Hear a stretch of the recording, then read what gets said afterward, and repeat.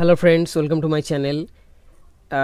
আজ আমরা পিএসসির আরও একটা ম্যাথের practice set, complete practice set নিয়ে চলে এলাম, যেটা হচ্ছে তোমাদের ডব্লিউবিপিএসসি, ডব্লিউ মিসলেনিয়াসের, এসএসসি, ডব্লিউবিসিএস এগুলোতে খুব হেল্প হবে। আর স্মার্ট ওয়েতে আমরা এগুলো সলভ করব প্রশ্নগুলো। আর এরকম ভিডিও তোমরা ডেইলি বেসিসে পেতে চাইলে চ্যানেলটাকে সাবস্ক্রাইব করে নাও আর বেল আইকনটা প্রেস করে দাও। তো চলো শুরু করা যাক। প্রথম কোশ্চেন কি বলেছে, কোনো আসলের 5% সুদের হারে 2 বছরের চক্রবৃদ্ধি সুদ ও সরল সুদের পার্থক্য 15 টাকা হলে আসল কত টাকা। তো দেখো, এই ধরনের অঙ্কগুলো আমরা কীভাবে করতে পারি না, প্রথমে আমরা যেটা করব যে সরল সুদ কত হচ্ছে সেটা দেখে নেব।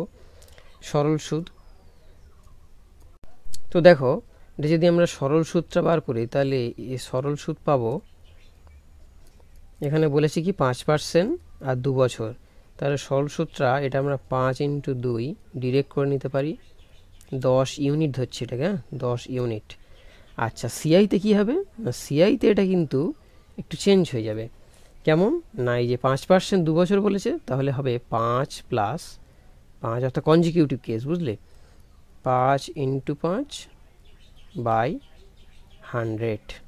তাহলে কত আসছে এখান থেকে, 5 × 5 = 10, 5 × 5 = 25, আর 2 শূন্য মানে 0.25, তাহলে 10.25 ইউনিট। ইউনিট ধরে নিচ্ছি যেহেতু এটা অ্যাকচুয়াল না, কারণ আমরা আসল জানি না। তো তাহলে এখান থেকে দেখো এই ডিফারেন্সটা কত পাচ্ছি, আমরা তাই তো বলেছি জানতে, যে চক্রবৃদ্ধি সুদ ও সরল সুদের পার্থক্য 15 টাকা, তাহলে আসল কত, তাহলে পার্থক্যটা আমরা এখান থেকে বার করলাম কত না, 0.25 ইউনিট। আর এটার মানই কত দেওয়া আছে, এটার মানই দেওয়া আছে 15 টাকা। দেখো অঙ্কগুলো বেসিকভাবে করলে বা ইলাবোরেটভাবে ডেসক্রিপটিভভাবে করলে কিন্তু এখন আর হবে না। ডেসক্রিপটিভ ওয়েতে করার কোনো জায়গা নেই, কারণ তোমাকে কম সময়ে 25খানা অঙ্ক কিন্তু কমপ্লিটভাবে করতে হবে। আরও জিআই রয়েছে, জিকে রয়েছে, সুতরাং তোমাদেরকে এই সব মেথডগুলো, যে একদম স্মার্ট মেথড, দেখে দেখে উত্তর করতে পারবে, এইগুলো কিন্তু তোমাদের জানা চাই। ঠিক আছে, তো সেই রকমভাবে প্র্যাকটিস সেটগুলো করতে থাকো, আর ডেইলি বেসিসে করতে থাকলে দেখবে তোমাদের অঙ্ক একদম হাতের মধ্যে চলে এসছে। তাহলে এটা বলে দিয়েছে 15 টাকা, তাহলে এটার মান যদি 15 টাকা হয় তাহলে 100 ইউনিটের মান আমরা বার করলেই নিশ্চয়ই আসলটা পেয়ে যাব। 100 ইউনিটের মান কত হবে, তত হবে 15/0.25 × 100 তাহলে এখান থেকে পয়েন্ট উঠে গেলে আরও দুটো শূন্য এখানে পাচ্ছি। 5 দিয়ে কাটলে 5 × 3 = 15, 5 × 5 = 25, 5 দিয়ে কাটলে 5 × 20 = 100, আর দুটো শূন্য, তাহলে এখানে পেয়ে গেলাম 3 × 2000 = 6000। দেখো এটা আমরা উত্তর পেয়ে গেলাম। তাহলে বুঝতে পারলে কত সহজে হয়ে গেল। তাহলে উত্তর কত পেলাম আমরা, উত্তর হয়ে গেল 6000, বা option C is correct answer. চলে যাবো আমরা পরের কোশ্চেনে।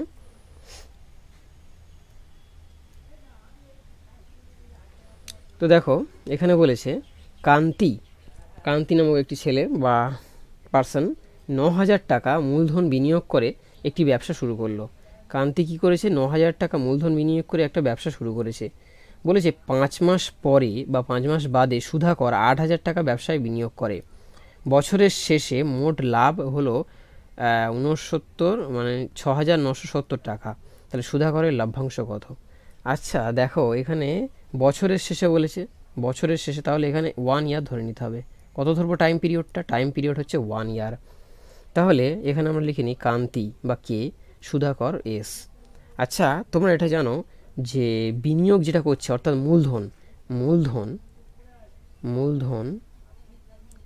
মূলধন আর এর যে রেশিওটা হয়, মূলধন আর লাভ্যাংশের রেশিও কিন্তু সমান হয়। মূলধন আর লাভ্যাংশের রেশিওটা সমান হয়,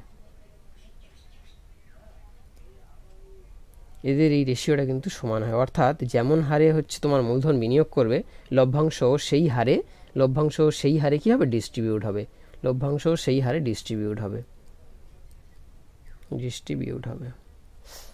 চলো দেখে নিই। এটা তোমরা খেয়াল রাখবে যে মূলধন যে অনুপাতে হচ্ছে বিনিয়োগ করছে, সেই অনুপাতেই লভ্যাংশটা ডিস্ট্রিবিউট হবে।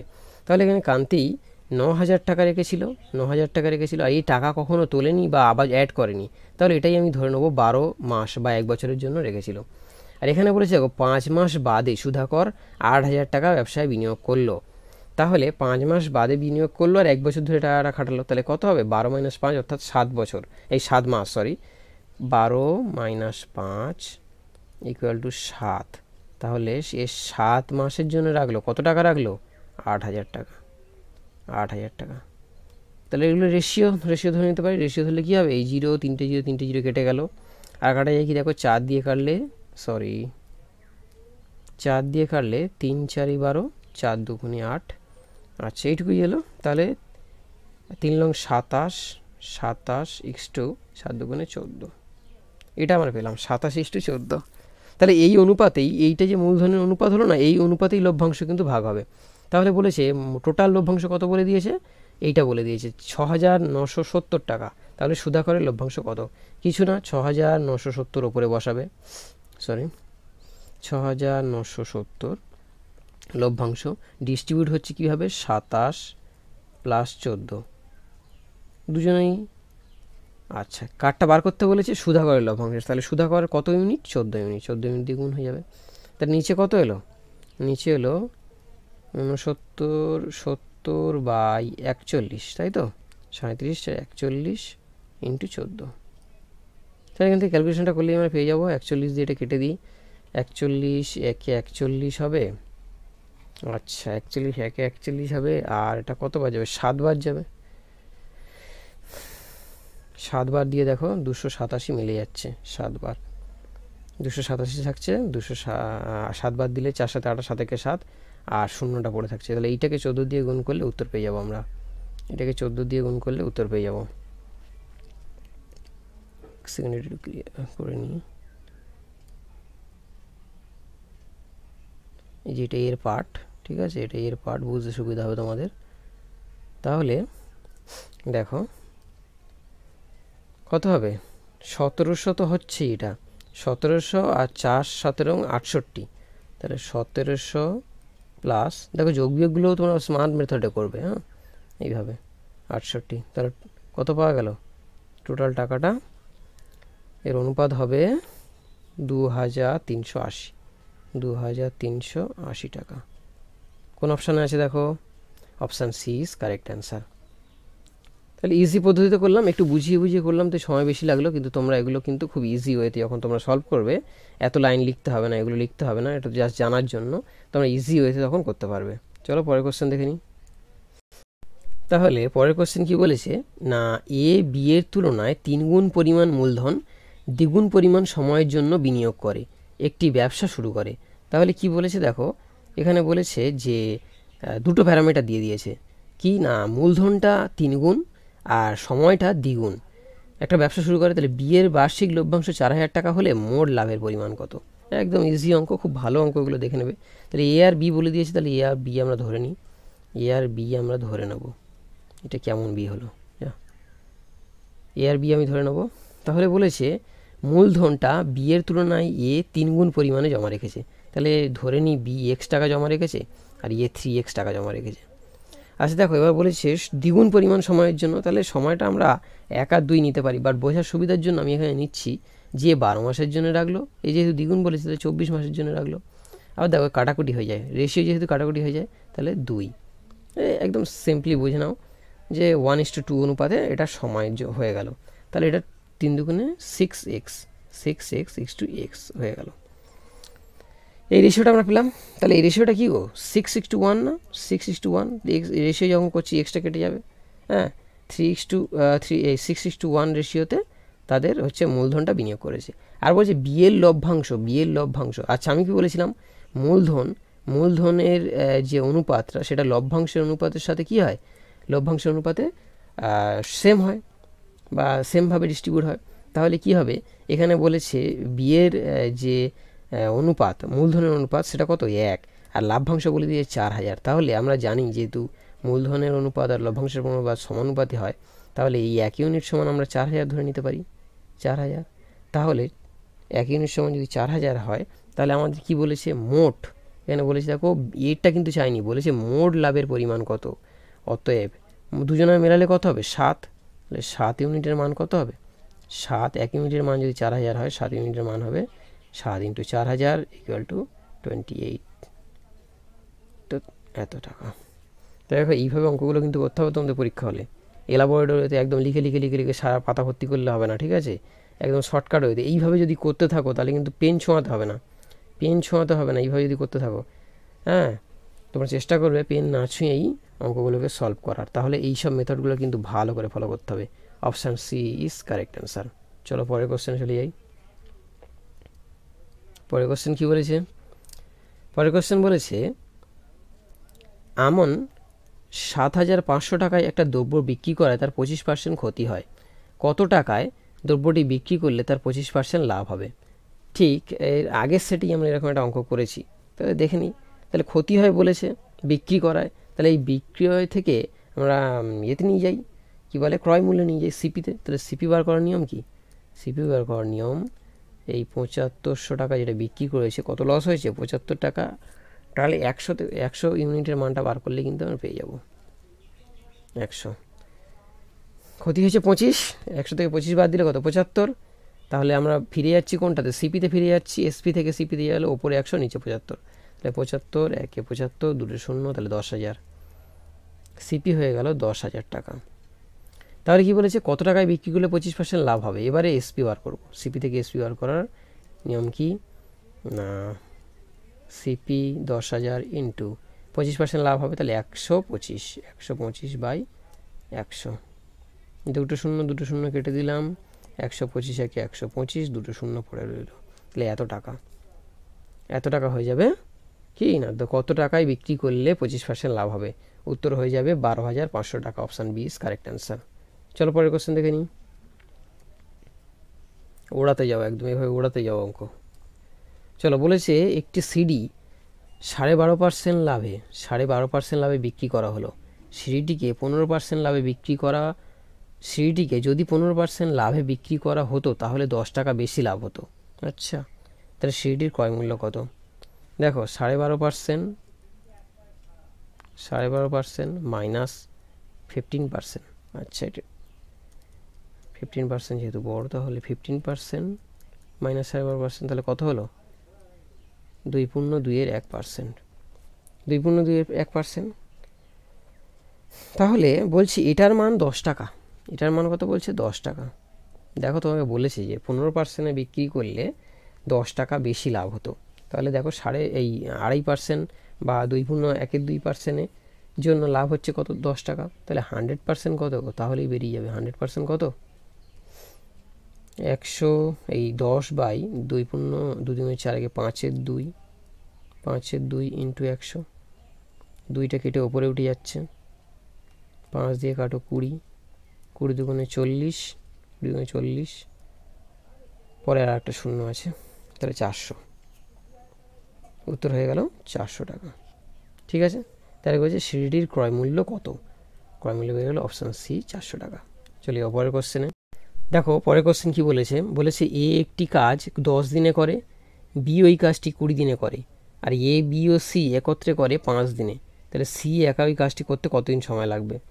তাহলে দেখো এখানে লিখে নাও, এ করে, একটি পর থেকে লিখছি, এ করে কত দিনে? 10 দিনে, বি করে 20 দিনে, আর এ প্লাস বি প্লাস সি একত্রে কত দিনে করে? এ প্লাস বি প্লাস সি একত্রে করে 5 দিনে। এই দিনটিকে এলসিএম নেব আমরা। এলসিএম কত হবে? 20। আর এটাই টোটাল ওয়ার্ক ধরতে হয়। এই 20 যেটা বেরোলো এলসিএম, এটাই হচ্ছে টোটাল ওয়ার্ক বা টোটাল ক্যাপাসিটি, টোটাল যা খুশি বলতে পারো।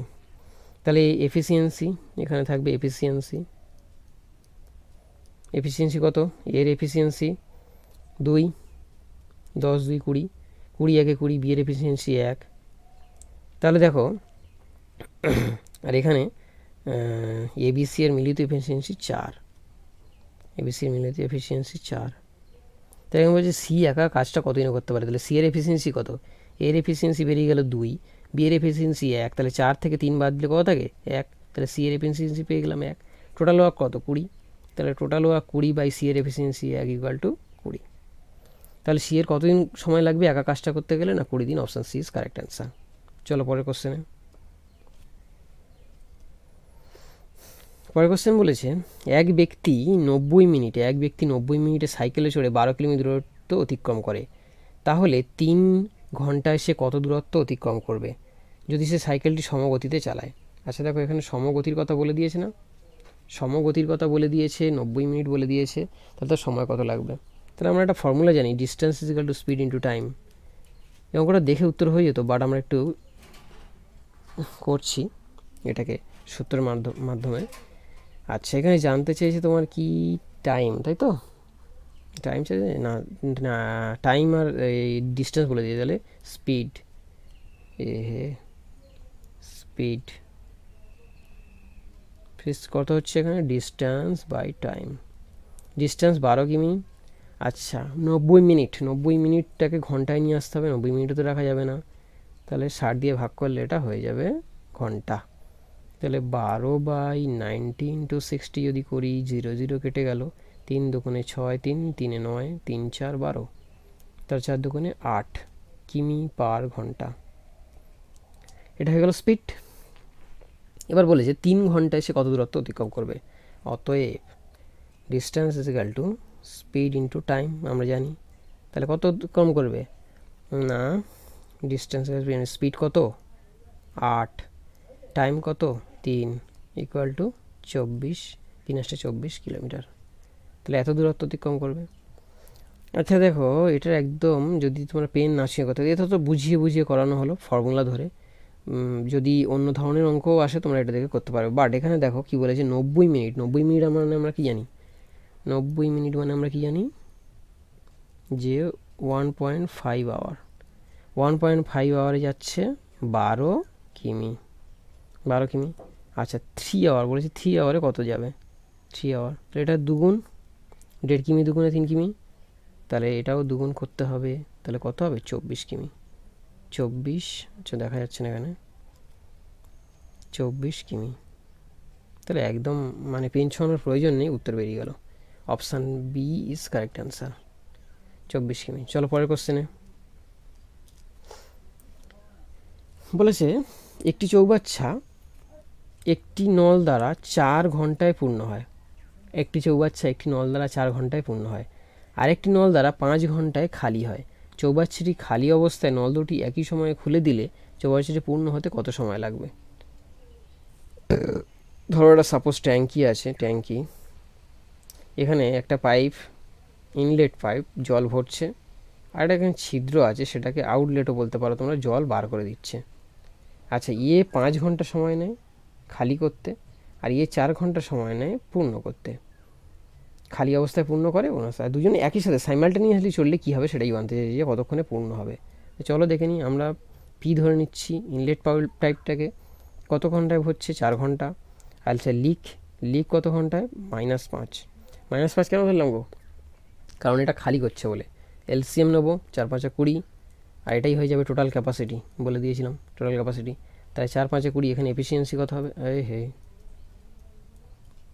এখানে এফিসিয়েন্সি কত হবে 5, এখানে 4 -4, তাহলে 5 থেকে -4 বাদ গেলে থাকে 1। তাহলে ওরা 1 ইউনিট জল ভরছে, 1 ইউনিট জল ভরছে 1 ঘন্টায়, তাহলে 20 ইউনিট জল ভরতে কত সময় লাগবে, 20/1 ইকুয়াল টু 20 মিনিট, 20 মিনিট না 20 ঘন্টা, সরি। তাহলে বুঝতে পারলে যে 1 ঘন্টায় এফিসিয়েন্সি করে 1 ঘন্টা কত ওয়ার্ক করতে পারে, বা একদিনে কত কাজ করতে পারে, সেটাই এফিসিয়েন্সি। আর সেখানে দেখো 1 ঘন্টায় ভরছে 5 ইউনিট জল, আর 1 ঘন্টায় ফাঁকা করছে কত, 1 ঘন্টায় ফাঁকা করছে কত 4 ইউনিট জল। তাহলে অ্যাকচুয়ালি দুজনে মিলিয়ে কাজটা কত হচ্ছে না, 1 ইউনিট ভরছে, দুজনে মিলিয়ে 1 ইউনিট ভরছে 1 ঘন্টায়, সেটাতে এফিসিয়েন্সি বোথ। যেহেতু বলেছে দেখো যে চৌবাচ্চাটি খালি অবস্থায় খুলে দিলে দুটি নল একসাথে যখন কাজ হচ্ছে, দুটি নল একসাথে, নল দুটি একই সময় খুলে দিলে চৌবাচ্চাটি কত সময় পূর্ণ হবে, উত্তর হয়ে যাবে 20 ঘন্টা। Option D is correct answer. চল পরের কোশ্চেনে। পরের কোশ্চেন বলেছে একটি নৌকা স্রোতের অনুকূলে কিছু দূরত্ব যেতে 3 ঘন্টা সময় লাগে, আবার স্রোতের প্রতিকূলে ওই দূরত্ব যেতে 9 ঘন্টা সময় লাগে। যদি স্থির জলে নৌকার বেগ 4 কিমি/ঘন্টা হয়, তাহলে স্রোতের বেগ কত। Very important question and easy question. তাহলে ডাউনস্ট্রিম আমরা ধরে নিই, ডাউনস্ট্রিম অনুকূলটা, ডাউনস্ট্রিম 3 ঘন্টা সময় লাগছে, আপস্ট্রিমে সময় লাগছে কত 9 ঘন্টা, দূরত্বটা আমরা জানি না। আচ্ছা বোটের স্পিড, সাঁতারুর স্পিড, এগুলো সব একই, কত 4 ঘন্টা লাগছে।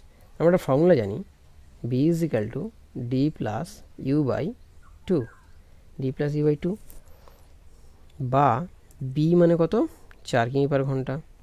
আচ্ছা ডাউন স্ট্রিমের স্পিডটা আমরা জানি না, কিন্তু সময় 3 ঘন্টা বলে দিয়েছে। তাহলে এখানে স্পিডটা বার করতে গেলে কী করতে হবে, ধরো এক্স একটা ডিস্টেন্স ধরে নিলাম, এক্স সে মানে এক্স ধরে নিয়ে, তাহলে এক্স বাই 3 ঘন্টা লাগছে প্লাস এক্স বাই 9 ঘন্টা লাগছে বাই 2। এলসিএম নাম এটার, এলসিএম নিলে কী হবে 9, 3 3 3, তাহলে 3x plus x by 2 by 2। তাহলে এখানে দেখো কি আসছে, 4x by 4 is equal to 4x by 9 into 2 18, 4 4 কেটে গেল, অতএব এক্সের মান বেরিয়ে গেল 18 কিমি। 18 কিমি, তাহলে দূরত্বটা কত বেরিয়ে গেল 18 কিমি। তাহলে এবার অ্যাকচুয়ালি ডাউন স্ট্রিমের স্পিড কত হবে, অ্যাকচুয়ালি ডাউন স্ট্রিমের স্পিড কত হবে না 18 কিমি, 18 কিমি 3 ঘন্টায়, তাহলে কত হয়ে যাচ্ছে 3 6 18, 6 কিলোমিটার পার ঘন্টা স্পিড। এটা কত হবে 18 কিমি 9 ঘন্টায়, তাহলে 2 কিলোমিটার পার ঘন্টা। এই স্পিডটা বেরিয়ে গেল, দেখেছো, এই যে 6 কিমি পার ঘন্টা, আর এটা হচ্ছে 2 কিমি পার ঘন্টা, বেরিয়ে গেল দুটো। তারই বোঝা যাচ্ছে না। তো দেখো এই যে 18 কিমি বাই 3 ঘন্টায়, এটা তাহলে 6 কিমি পার ঘন্টা বেরিয়ে গেল ডাউন স্ট্রিমের স্পিড। আর আপ স্ট্রিমের স্পিড কত বেরিয়ে গেল 2 কিমি পার ঘন্টা, 18 বাই 9, তাহলে 2 কিমি। তাহলে এবার বলেছে স্থির জলে নৌকার বেগ তাহলে স্রোতের বেগ কত, স্রোতের বেগ সমান আমরা কি জানি, D minus U by 2 formula. তাহলে দেখো এখানে সব কটা ফর্মুলা দিয়ে সব রকমভাবে করে দিলাম, এখান থেকে যা কোশ্চেন আসবে সব কিছু করতে পারবে তোমরা, বুঝলে, সেইভাবে করে দিচ্ছি। তাহলে ডি মানে কত 6 মাইনাস ইউ মানে 2 বাই 2, তাহলে 4 বাই 2, 2 ঘন্টা, এই 2 কিমি পার আওয়ার, 2 কিমি পার আওয়ার। বলেছে স্রোতের বেগ প্রতি ঘন্টায় কত কিমি, তাহলে option D is correct answer, 2 কিমি পার ঘন্টা। চলে যাবো পরের কোশ্চেনে। পরের কোশ্চেন কী বলেছে, একটি ত্রিভুজের পরিসীমা 40 সেমি, তার ক্ষেত্রফল 60 বর্গ সেমি। যদি বৃহত্তম বাহুর দৈর্ঘ্য 17 সেমি হয় তাহলে ক্ষুদ্রতম বাহুর দৈর্ঘ্য কত। আচ্ছা বৃহত্তম বাহুর দুটির হবে না, এখানে বৃহত্তম বাহুর দৈর্ঘ্য 17 সেমি হয় তাহলে ক্ষুদ্রতম বাহু কোনটি। আচ্ছা এখানে যদি তোমরা ট্রিপলেটটা একটু খেয়াল রাখো, অঙ্কটা একদম ইজি হয়ে যাবে। ট্রিপলেট বলতে কি না, ধরো একটা রাইট অ্যাঙ্গেল ট্রায়াঙ্গেলের আমরা জানি লম্ব, এটা লম্ব, বেস, হাইপোটেনিয়াস। পাইথাগোরাস রাইট অ্যাঙ্গেলের পারপেন্ডিকুলার, বেস, হাইপোটেনিয়াস। আমরা এই দুটো জানলে এটা বার করতে পারি কি সূত্র দিয়ে না, hypotenuse equal to P square plus B square. আর যদি আমরা ট্রিপলেটগুলো মুখস্থ রাখি তো এইভাবে বার করতে হবে না, আমরা জানি কি না কিছু ট্রিপলেট হচ্ছে যেমন 3 4 5 এবং এদের multiple.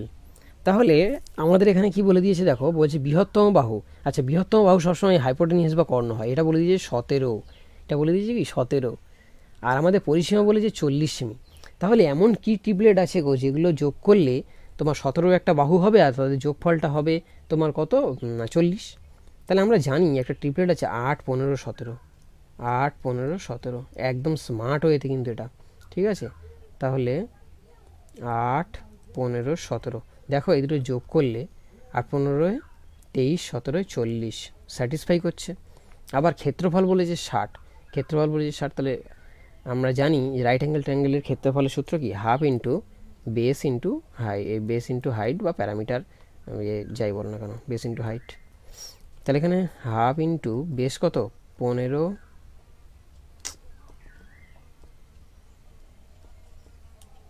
Half into base into height কত 8, তাহলে 2 দুগুণে 4 দুগুণে 8, 4 15 60, তো এটাও স্যাটিসফাই করে গেল। তাহলে বলেছে ক্ষুদ্রতম বাহুটির দৈর্ঘ্য কত, তাহলে অবশ্যই ক্ষুদ্রতম বাহুটির দৈর্ঘ্য 8 সেমি হয়ে যাবে। Option C is correct answer. বুঝতে পারলে, চলো পরের কোশ্চেনে যাই। বলেছে আয়তকার একটি জমির দৈর্ঘ্য 20%, আয়তকার একটি জমির দৈর্ঘ্য 20%, জমির দৈর্ঘ্য 20% বৃদ্ধি পায়, ক্ষেত্রফল অপরিবর্তিত রাখতে প্রস্থ কী পরিমাণে হ্রাস করতে হবে। খুব ভালো অঙ্ক, এই ধরনের কোশ্চেনগুলো কিন্তু আসছে, ঠিক আছে, এই ধরনের কোশ্চেনগুলো এখন আসছে। তাহলে যদি একটা সূত্র মনে রাখো, এইটার ক্ষেত্রে যে দৈর্ঘ্য যদি বাড়ে ক্ষেত্রফল অপরিবর্তিত রাখলে প্রস্থ কত হ্রাস করতে হবে, না এই যে পার্সেন্টেজটা বলে দিয়েছে, কত 20 বাই 100 + 20, 100 + 20 ইন্টু 100 একদম শর্টকাট ওয়েতে। আশা করি এটা মনে রাখা ভালো, কারণ করতে গেলে তোমাদের একটু সময় নষ্ট হবে, আর পরীক্ষা হলে সময় নষ্ট করার সময় নেই। তাহলে কত হবে 20 বাই 120 ইন্টু 100। তাহলে দেখো একটা জিরো কেটে গেল, এখানে কাটলে 10, এখানে কাটলে 6, তাহলে 100/6, আর 100/6 মানে আমরা জানি 16.283%। Option C is correct answer. চলো, এই কোশ্চেনগুলো কিন্তু ভালো পিএসসিতে আসে, এইভাবে তোমরা মনে রাখবে। এই ধরনের কোশ্চেন আমরা অনেক সলভ করবো, তারপরে জানতে পেরে যাবে যে একদম ডেসক্রিপটিভটাও পরে বলে দেবো। এখন যেহেতু 25টা কোশ্চেন একটা সময়ের মধ্যে করাচ্ছি, তাই বললাম না। এই ফর্মুলাটা মনে রাখলেই হয়ে যাবে। চলে যাবো পরের কোশ্চেনে। বলেছে কোনো একটা পরীক্ষায় 30% নাম্বার পেয়ে 15 নম্বরের জন্য ফেল করে, এবং রাম 30% নাম্বার পেয়ে 15 জনে ফেল করে, এবং মোহন 40% নাম্বার পায়, 5 নম্বর থেকে 35 বেশি পায়। ওই পরীক্ষায় পাস করার জন্য কত শতাংশ নাম্বার পেতে হবে? চলো দেখে নিই। তাহলে 30% নাম্বার পেয়েছে, কত নম্বরের জন্য ফেল করেছে? 15 নাম্বারের জন্য, +15। এই নাম্বারটা পেলে পাস করে যেত তো। আচ্ছা, এবারে দেখি 40% নাম্বার পেয়ে পাস করেছে, কিন্তু কত বেশি পেয়েছে? -35, এত নম্বর বেশি পেয়েছে। তাহলে এই দুটোকে ইকুয়াল করে দিই। তাহলে এদিকে এলে -10%, এটা এদিকে গেলে -50, মাইনাস কেটে গেল, 10% ইজ ইকুয়াল 50। তাহলে 100% ইজ ইকুয়াল টু কত গো? 500। এটা টোটাল মার্কস বেরিয়ে গেল। এটা বলেছে পাস করতে গেলে কত শতাংশ নাম্বার পেতে হবে। আচ্ছা, 15 নাম্বার দরকার ছিল 30-এর সাথে, আর তাহলে 15টা 500 কত পার্সেন্ট? তাহলে দেখে নিচ্ছি, 30% প্লাস 15/500 ইন্টু 100, 100টা কাটলে 5, 5 কাটলে 3, তাহলে 3%। অতএব 33% হচ্ছে pass marks. Option C is correct answer. চলে যাবো পরের কোশ্চেনে। বুঝতে পারলে তোমরা এটা? বলেছে দুটি সংখ্যা তৃতীয় একটি সংখ্যা থেকে 20% ও 25% কম, প্রথম সংখ্যাটি থেকে দ্বিতীয় সংখ্যাটি কত শতাংশ কম? ধরে নিই তিনটে সংখ্যা a:2b:2c, ধরা দরকার নেই, abc। তাহলে বলেছে তৃতীয় একটি সংখ্যা থেকে দুটি সংখ্যা তৃতীয় একটি সংখ্যার থেকে 20% আর 25% কম। তাহলে এখানে সংখ্যাটা ধরি 100 সুবিধার জন্য। প্রথম সংখ্যাটা 20% কম অর্থাৎ 80, পরেরটা 25% কম অর্থাৎ 75। ইজি হয়ে গেল। তাহলে প্রথম সংখ্যাটি থেকে দ্বিতীয় সংখ্যাটি কত কম? বলছে প্রথম সংখ্যাটি থেকে দ্বিতীয় সংখ্যাটি 5 কম, 5/80 ইন্টু 100। কিন্তু কত পার্সেন্টেজ কম এটা করতে হবে। একটা শূন্য কেটে গেল, এটা করলে 5 দুগুণে 10, 2 দিয়ে করলে 5 দুগুণে 10, 4 দুগুণে 8, তাহলে 25/4, 25/4%। বাইরে কী লেখা যায়? 6.14, 6.14%। Option C is correct answer. চলে যাবো পরের কোশ্চেনে। বলছে কত বছরে 6.14% বার্ষিক সরল সুদের হারে কোনো আসল দ্বিগুণ হবে? ভেরি ইম্পর্টেন্ট কোশ্চেন অ্যান্ড ভালো কোশ্চেন। কী বলেছে? কত বছরে 6.14% বার্ষিক সরল সুদের হারে কোনো আসল দ্বিগুণ হবে। আচ্ছা, আসল দ্বিগুণ হওয়ার মানে কি গো? ধরি আসল পি, তাহলে ইন্টারেস্টটাও যদি পি হয়, এটা আগে একবার বলেছিলাম, ইন্টারেস্ট ইকুয়াল টু যদি পি হয়, মানে ইন্টারেস্টটাও যদি মূলধনের সমান হয়ে যায়, তাহলে আমরা বলতে পারি কি? তাহলে আমরা বলতে পারি না পি 2p হয়ে গেছে। ইন্টারেস্ট যখন মূলধন হয়ে যাবে তখনই তো আসল দ্বিগুণ হবে। এই আসল ছিল, ইন্টারেস্টটা হয়ে পি হয়েছে, তাহলে এই একটা আসল 2p অর্থাৎ দ্বিগুণ হয়ে গেল। তাহলে আমরা কি লিখতে পারি? আমরা জানি ফর্মুলা I = PRT/100। আয়ের জায়গায় কত লিখবো? পি হয়ে গেছে, পি ইন্টু পি। আর কত বলেছে? 6 × 24, একে 25, তাহলে 25/4 ইন্টু টিটা জানতে চাইছে, টি নিচে 100 ছিল, তাহলে 25 দিয়ে কাটলে 4 25-এ 100, পি কেটে গেল, অতএব T is equal to 16 year. Option D is correct answer. বুঝতে পারলে সরল সুদ চক্রবর্তী সুদ ভালোভাবে করিয়েছি। সেই অঙ্কগুলো দুটো সেট যদি দেখে নাও, এইসব অঙ্ক ধুলোর মতো উড়িয়ে দেবে।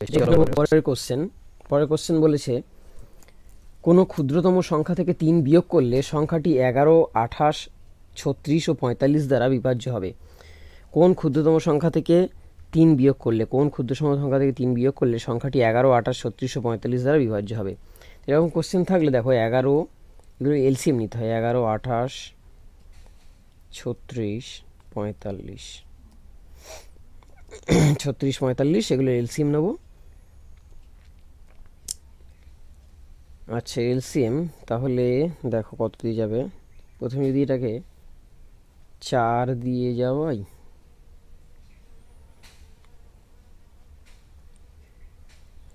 11, 4 7 28, 4 লং 36, 45, এবারে ডিরেক্ট 9 দিয়ে দিই, 11, 7, 9 একে 9, 5 লং 45। তো দেখো আর যাচ্ছে না, তাহলে কি হচ্ছে না 4, 9, 11, 7, 5 এদের মাল্টিপিলটা আসছে 4, 9, 11, 7, 5। তো এদের গুণটা তোমরা করে নেবে, করে নিলে আসবে হচ্ছে 13,860, 13,860। আচ্ছা বলেছে কোন ক্ষুদ্রতম সংখ্যা থেকে 3 বিয়োগ করলে, আচ্ছা এগুলো তো বিভাজ্য যাচ্ছে, কিন্তু কোনটা থেকে 3 বিয়োগ করলে তবে এগুলো দিয়ে ভাগ যাবে। তাহলে সংখ্যাটা কত হবে গো? সংখ্যাটা হবে 13,860 প্লাস 3, অর্থাৎ সংখ্যাটা হবে 13,863। এটাই হয়ে যাবে মূল সংখ্যা, যেটা থেকে কিনা 3 বিয়োগ দিলে এগুলো দিয়ে ভাগ যাবে। বুঝতে পারলে?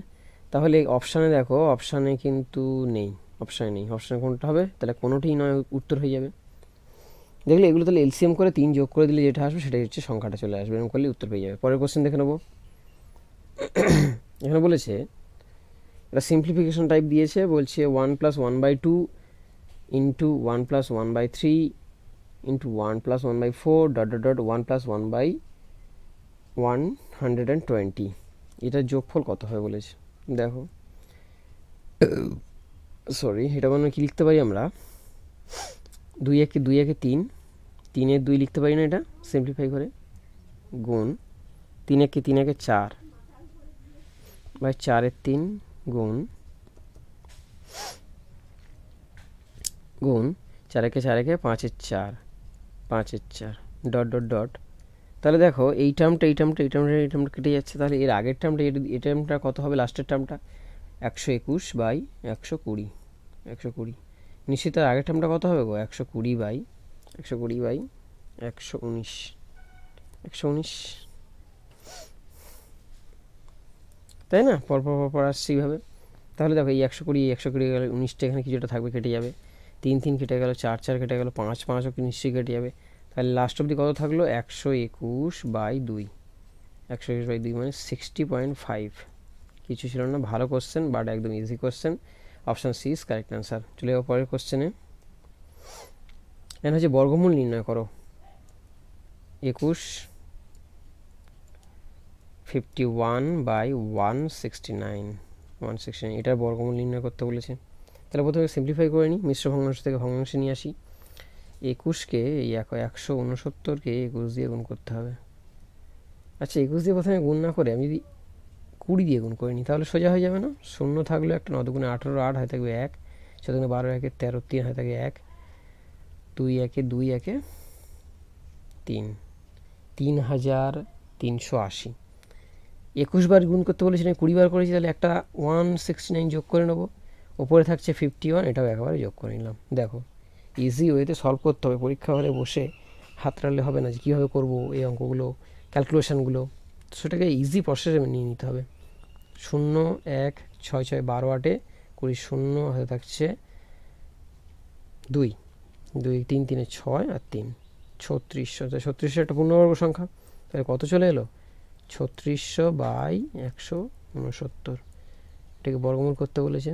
তাহলে 3600 বর্গমূল করলে কত পাই 636 60 বাই 13, তাহলে এটাকে ভাগটা করলে আমরা কত পাবো 4 পূর্ণ 3-এর 13, 4 পূর্ণ 3-এর 13, 4 13 52, না একটু ভুল আসছে, দেখে নিচ্ছি আমরা কত আসবে। 8, 4 13 52, 8-এ 4 পূর্ণ 8-এর 13, 4 পূর্ণ 8-এর 13, এটা মেবি একটু মিস্টেক আছে, এটা 8 হবে। তো 4 পূর্ণ 8-এর 13, option C is correct answer. চলে যাবো পরের কোশ্চেনে। 5টি ঘন্টা যথাক্রমে 3 পূর্ণ 1-এর 3, 2 পূর্ণ 2-এর 7, 2 পূর্ণ 2-এর 9, 2 পূর্ণ 1-এর 2 সেকেন্ডের ব্যবধানে বাজে। প্রথমবার বাজার কতক্ষণ পরে ঘন্টাগুলি দ্বিতীয়বারের জন্য বাজবে? এটা তোমরা একটু ট্রাই করো তো, এটা তোমরা একটু ট্রাই করো। এই ধরনের একদম সেম অঙ্ক কতবার দৌড়ানোর সময় সবাই একসাথে মিলিত হবে, এই অঙ্ক আগের একটা সেটেই হয়ে গেছে। তোমরা একটু ট্রাই করো, আমি পরে বলে দিচ্ছি। আচ্ছা বলেই দিই, চলো এটাকে প্রথমে ফ্র্যাকশানে ভেঙে নাও। মিশ্র ভগ্নাংশ থেকে ভগ্নাংশ, 3 3 9 1 10 by 3, 7 2 14 2 16 by 7, 9 2 18 2 20 by 9, 9 2 18 2 20 by 9, 2 2 4 1 5 by 2। তো দেখো এইরকম থাকলে, যেহেতু আমরা এলসিএম নিতে বলেছিলাম, কিন্তু ভগ্নাংশের এলসিএম আমরা কী করে নেবো না, এই ওপরেরগুলো সব এলসিএম, ওপরেরগুলো সব এলসিএম আর নিচেরগুলো এইচসিএফ। নিচেরগুলো কী নেবো এইচসিএফ। ওপরের এলসিএম কত হবে 10 16 20 5, 2 দিয়ে যাবে,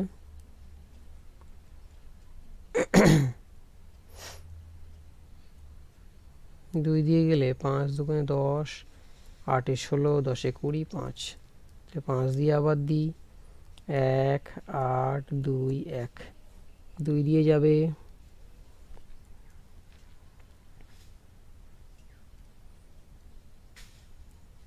আমি লেখাটা পড়ছে না,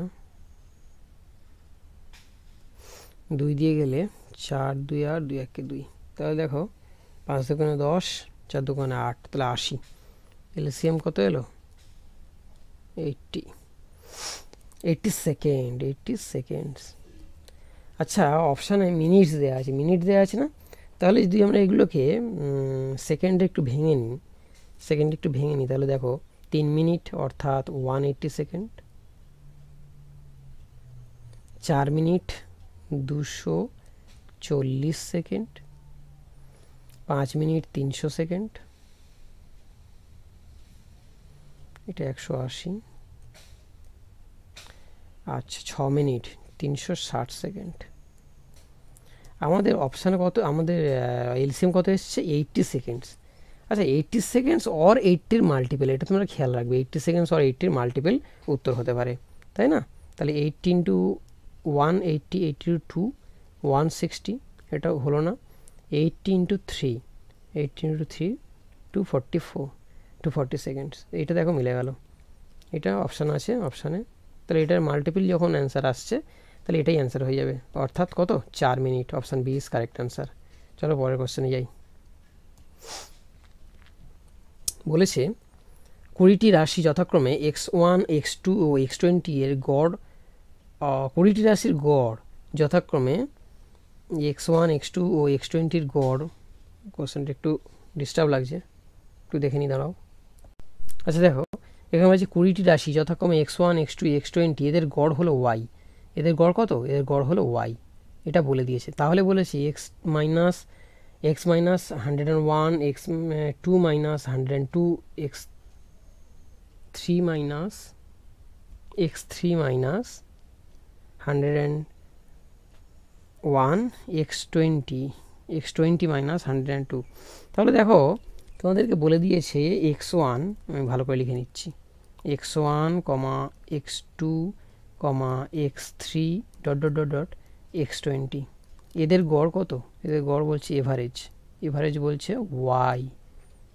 এবার বলছে যে x1 মাইনাস 101, x2 মাইনাস 101 কমা ডট ডট ডট দিয়ে x20 মাইনাস 101, এদের এভারেজটা কত আসবে জিজ্ঞেস করেছে।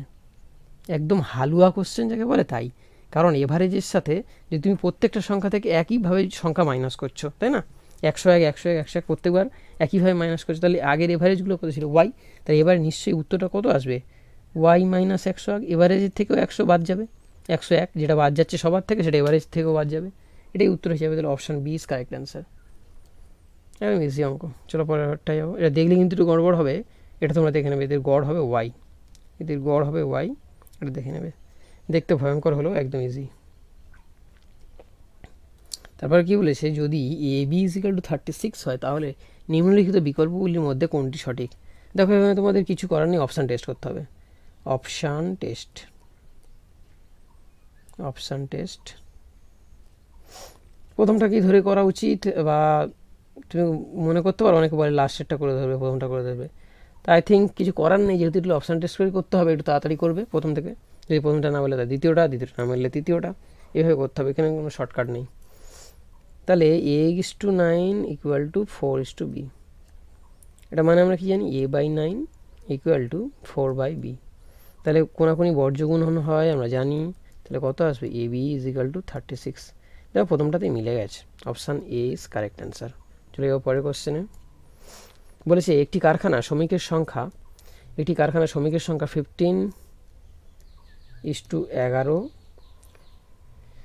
আচ্ছা 15:11 অনুপাতে হ্রাস পায় এবং মজুরি 22:25 অনুপাতে বৃদ্ধি পায়, তাহলে শ্রমিকদের মোট মজুরি যে অনুপাতের হ্রাস পাবে তা হলো, আচ্ছা চলো দেখে নিই। 15 জনদের মাইনে কত ছিল 22 ইউনিট, 22 ইউনিট। 15 ইউনিট শ্রমিকের সাথে শ্রমিকের মাইনে ছিল 22 ইউনিট, এটা গুণ করে দেবো। এবং 11 ইউনিট লোকের মাইনে কত 25 ইউনিট, তাহলে সিম্পল গুণ করে দিলেই পেয়ে যাবো আমি। দেখো 15 দুগুণে 30, 15 দুগুণে 30, 330, 330। আর এখানে কত পাচ্ছি 250, 25, 275, তাই তো না একটু দেখে নিই, 5 7 2, হ্যাঁ 275। তাহলে এটা যদি আমরা কাটাকুটি করতে চাই, 5 দিয়ে 5 ছক 30, 5 ছক 30, এখানে 5 5 25, 5 5 25, 11 দিয়ে করলে 6:5। তাহলে কি বলেছে, শ্রমিকদের মোট মজুরি যে অনুপাতে হ্রাস পাবে তা হলো 6:5 অনুপাত, 6:5 অনুপাত, এই অনুপাতেই হ্রাস পাবে। Option A is correct answer. দেখে নিলে একদম ইজি অঙ্ক, শুধু বুঝতে পারলেই হলো।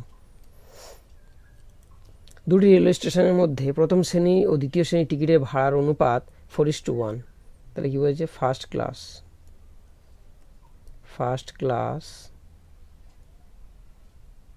এই কী হচ্ছে ফার্স্ট ক্লাস, সেকেন্ড ক্লাস,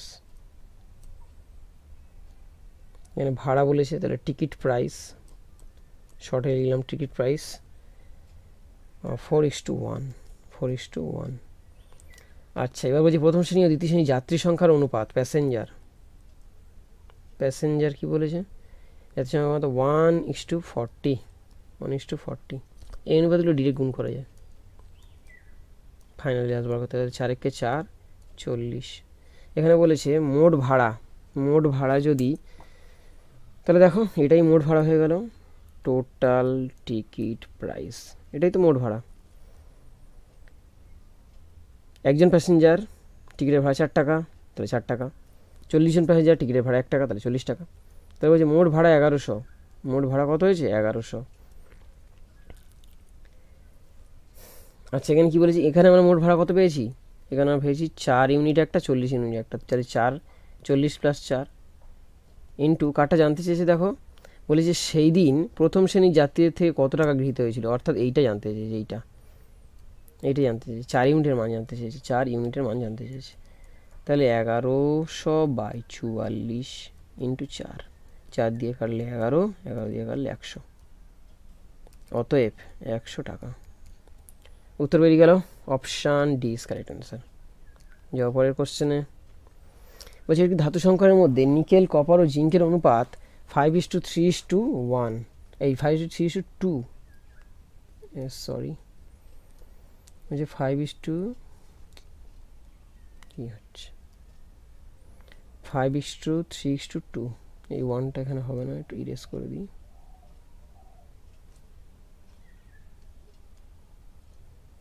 ইরেজও হচ্ছে না কেন, যাক।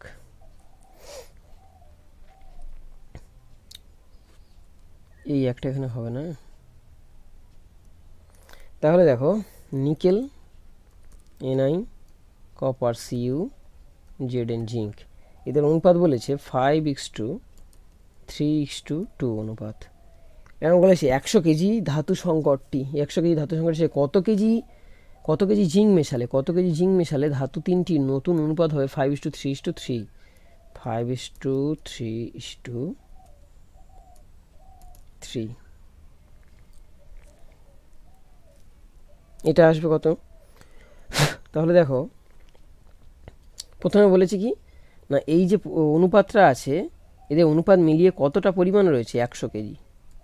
দেখো ধাতু সংখ্যাটা কত বলেছে, যে নিকেল কপার ও জিঙ্ক ধাতুর অনুপাত এত, 100 কেজি ধাতু সংকরের সঙ্গে কত কেজি আর নতুন জিঙ্ক মেশালে এই অনুপাতটা হবে। তাহলে ধরে নিয়ে আমরা এটা 100 কেজি ছিল, তাহলে এইগুলো প্লাস করো, কত ইউনিট হচ্ছে, 5 5 10, 10 ইউনিটের মান হচ্ছে 100 কেজি, 10 ইউনিটের মান, তাহলে 1 ইউনিটের মান কত, 1 ইউনিটের মান হবে 10 কেজি।